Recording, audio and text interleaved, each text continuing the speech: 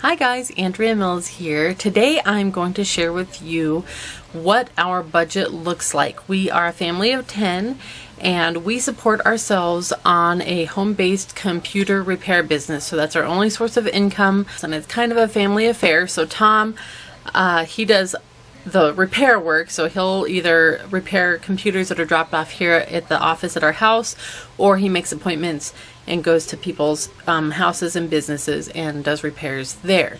Then our son Thomas stays in the office on the days when Tom is not here, and he helps customers when they drop something off or want to pick something up. He takes care of all that, and he can sell stuff to people because we have products, you know, that they can buy, like new mouses and I don't know. I don't even know what most of that stuff is down there. Anyways, my job is all of the bookkeeping and financial part of it. And then our three oldest sons, Thomas, Asher, Judah, they all three know how to build custom computers. So when Tom has a really big order of custom computers that need to be done, they can all three help him put those together. And so we all just work together to produce an income for our family. So today I'm going to actually give you the particulars about what that looks like for us. So basically, when we first got married, I had no real clue about how to budget. I was always a frugal person, but as far as like knowing the real how-to get this done on paying bills regularly and saving for things, I was completely unaware of what to do. So over time, I figured out a system that worked, and I have done this. I've done it this way for several years. So what I did basically was I thought of all of the things that I needed to pay for, and I made a list. So whether that was a house payment or the electric bill or things like that. Also things like we have to pay for license plates once a year. Christmas always comes every year. We want to go on a vacation or something like that. So I put all of those types of things in my budget. Not all of them are things that actually have to get paid every month, like going on a vacation might only happen every couple of years, but it's still part of our monthly budget. So after I made my list of everything that we needed to pay and I wrote down an estimate of how much I think we need to spend on each of those things and added it all up. Then I got to see if my ideas were realistic with what the money was that we actually had. Usually isn't the case. So then I start making adjustments. Okay, so how about if we lower this and lower this, and this is more on the savings side of it, so that we can make what we're budgeting actually fit with what money we actually have. Once we've went over all the numbers and we've kind of adjusted everything to fit what we actually have, then we have our budget for the year. The things that need to be paid every month are in one section on my list, and in the other section I have a list of things to put into savings, and I pay everything every month as if it's an actual bill. So saving for vacation is something that I pay into my savings account just like if I was paying a bill. So whatever money we plan to set aside for vacation, that amount goes into the savings. And then when it's time to go on a vacation, we have all the money that we need to go on our trip. So I'm just going to tell you what we actually budget for and how much we are budgeting this year for that item. So the first thing is Samaritan Ministries. We don't have regular health insurance. We're part of the health sharing network called Samaritan Ministries. So we pay $495 a month for our family of 10. I think that's the price for any family that's three people or more. Pay that same price. If you're a single person or a two-person family, you pay different prices. But then for 3 and up, it's $495 a month, and it doesn't change if you have a bigger family. Our house payment is $585 a month, so that's what we budget. If we ever have extra money, we like to pay extra on our house payment. For natural gas, we budgeted $40 a month this year for that. That's what we use to heat the furnace and to cook with our cook stove is a natural gas stove. Our electric bill is $300 a month. That's what we have budgeted, and that's pretty high, I think. I'm not sure. I guess everybody's probably different where they live, but we have a ton of stuff going in our house all the time. plus with our business and all the computers that are always running on that, it's just, we always have a very high electric bill year round, no matter what season it is. So $300 is what we have budgeted for that. For our water and our trash, that's a combined bill that we pay to the town that we live in. That's $150 a month. When we first bought this house 17 years ago, it was like $25 a month, so I'm not sure what happened, but now we still pay the minimum. So this is like what everyone pays in our town, the very minimum price. Excuse me, there's noisy kids, you may hear them. We do have a higher garbage bill than other people do because we have a giant trash can. The one that they gave us, we used to have like little trash cans out in the alley, and then this old trash truck would come down the alley and pick up our trash, and it was great. Then the city bought a fancy new trash truck, and we all had to have trash cans that were out on the street because they couldn't pick it up from the alley anymore, which I think is kind of silly because now everyone's trash cans are out in front of the house instead of in the back. And they bring us this one little trash can, and I'm like, that's a joke. That is not going to work for our family. So we could pay to have 3 of those trash cans, or one giant trash can was like $4 more. And the benefit to that one was that we weren't required to pull it up to the house and then drag it back out.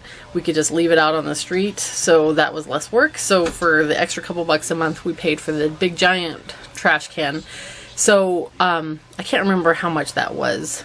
I think we pay like $40 a month. So the rest of the money of that $150 is like for the water and sewer, and that's the minimum that everyone in our town pays, even if it's just a single person. What I think is interesting is, even though we're a big family, we don't use an excessively large amount of water compared to other people. So I guess when you're a big family, things just get used more efficiently, because you still have to fill the pot of water for the spaghetti noodles no matter how many people are eating it.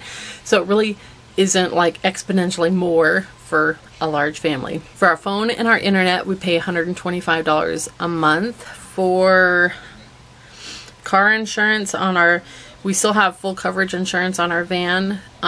Even though it's paid off and it's old, we just felt like if something terrible happened to it, we would like to have full coverage. So we have full coverage on the van. We do not on the car because it was totaled when it had hail damage that was greater than the value of the car. So then we bought it back from the insurance company, but we can't have full coverage on it anymore.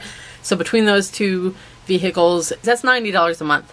For life insurance for both Tom and I, we spend $80 a month. Then we have a couple of bills that we count as business expenses. Tom's cell phone is $80 a month, and that's a business expense because it's his business phone. My cell phone, I like never use, so I have a Go phone, so once a month we put like $100 on there, and I only use like half of it maybe over the course of a year because I'm just always home and I never use it. Tom, we've set aside $50 a month for him just for buying like hobby type things. He has a much harder time than I do on buying things that he wants for himself without feeling guilty. I just take it, if I want something or need something, I just get it, but he always feels guilt over it. So we started setting aside this little sum of money every month so that when he wants to buy, like he loves his new Oculus Rift, and so he wanted a new Oculus Rift sensor so he can dip into that little savings and buy it without feeling like he's taking food out of our mouths or something. Then as far as like food and, you know, just that kind of, you know, paper towels and all that kind of stuff, I usually use my credit card every month and buy all that, and then at the end of the month I pay off the credit card. And I use the credit card rather than a debit card because I buy a lot of stuff online, and a lot of times they don't like charge your card until they ship it, and then sometimes things get back ordered. And I just felt like it was a hassle using my debit card because I don't like to pay very close attention, basically. And I was never sure if I had been charged for something or not without having to like dig into it, and I didn't like that. So to make it easy on myself, I just use my credit card, and then if something hasn't come through and I didn't know about it, it doesn't like overdraw our account or anything like that. So then at the end of the month, I just pay the card off. And I'm gonna make another video talking about how I keep those expenses down. So that'll be coming up, but I try to always keep it under $2,000, although I don't really like super keep track during the month. I just have come up with methods that naturally keep it down so that I don't have to like think too hard about it. Then in our savings every month, we set aside $600 to pay. That's our biggest expense every month, is for our income taxes. We have to pay quarterly, so I just set the money aside in our savings, and then every 3 months I make a payment to the IRS. We save $100 a month for school curriculum, so that, you know, at the end of the year we have $1,200 set aside to buy everything that we need for the upcoming school year. We set aside $100 a month for car repairs, which that fund gets used a lot because we have really old cars, and so we are always fixing them, but it's still cheaper than buying something new, so that's just what we do. We also set aside $200 a month for buying a new car, but often what happens is if a repair is more than what we have set aside, then we just end up using that new car fund for like repairing the old one, and so it's kind of like the same fund all together. We set aside $150 a month for buying clothes, and if you've watched any of my videos on how I do my clothing inventory and kind of like a twice a year shopping thing, then that's how I have the money for that, is that each month I set aside money so that when it's time to do all the shopping, I have money and it doesn't like stress our budget. We put aside $500 a month for home improvement projects so that we can continue working on our house and making it fit our family's needs. Then we also set aside $250 a month toward a vacation so that every year or two we have enough money that we can go take the kids all on a trip somewhere and have, you know, a fun time off, and enough to pay for our hotels and our food and our fun and all that. And then of course we don't get paid vacation because we run our own business, but it kind of helps alleviate some of the lost income also when we go on a trip. We set aside $150 a month for Christmas so that we can buy gifts and, you know, decorations or food or whatever it is that we need at Christmas time. $20 a month we set aside for license plates or tags for our cars, because that's a yearly expense that was kind of big. That one doesn't burden us as much as it did in the early years when our budget was tighter, but it's still something I always set aside. I set aside $25 a month for doctor visits or buying herbs, which we really never go to the doctor. We spent literally zero money in the whole 2016 on doctor visits. We never went a single time for anyone, for anything. We never bought any medicine. But I still set that aside because with Samaritan Ministries, they pay anything over $300. So if we go in for a doctor visit and the office visit's like $90 or something, they don't pay for that. So that's why I still do keep aside a little bit of money just in case we need to go in and it doesn't like stress us. Otherwise, I use it when I need to restock any of my herbs, and that's my fund also for buying the herbs. We set aside $25 a month for the new baby fund.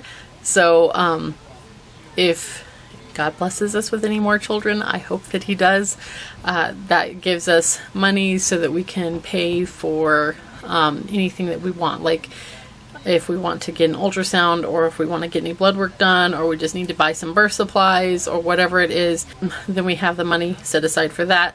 And just buying things like, you know, all the making new blankets and just all the fun stuff too. Then for each one of the kids, I have a separate account. We actually have like 5 bank accounts.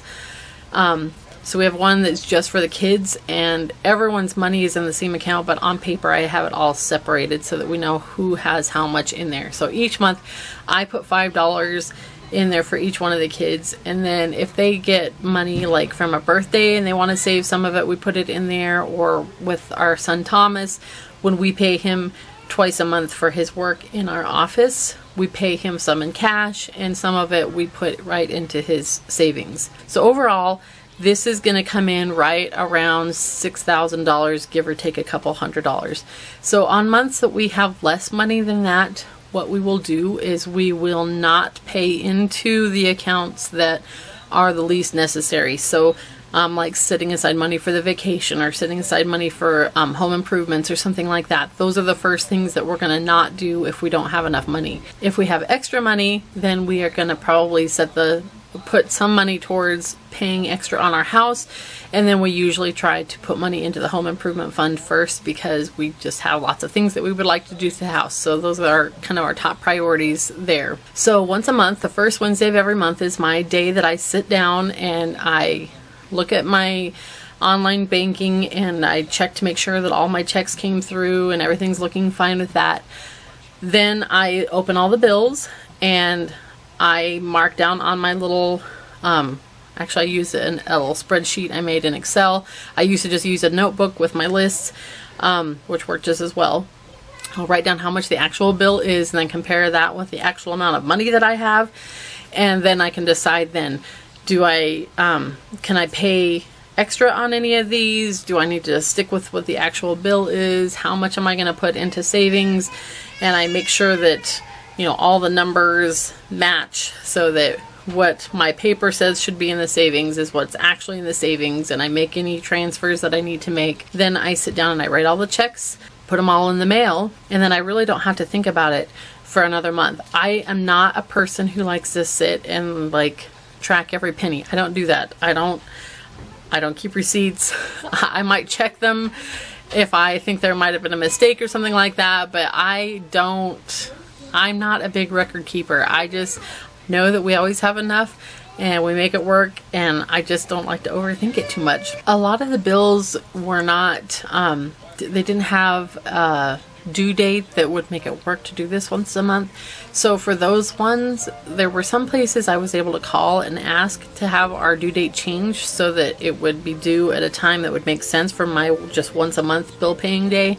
For other things that I couldn't change, I actually made a double payment on one of the months so that I actually am always a month ahead. So I still pay whatever the bill says when it comes in, but I've paid an extra month, so I always have a credit on those accounts so that it doesn't matter that I am not paying it on the due date, because I'm always ahead, if that makes any sense.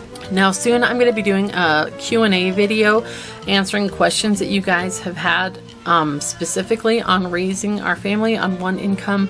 So if you have any questions that you haven't asked me yet, I've written down everything that I haven't asked, but if there's anything new that comes up from this video that you would like to know about, please leave the questions in the comments so that when I do my Q&A video, I will know specifically what kinds of things you guys are wondering about how we do this.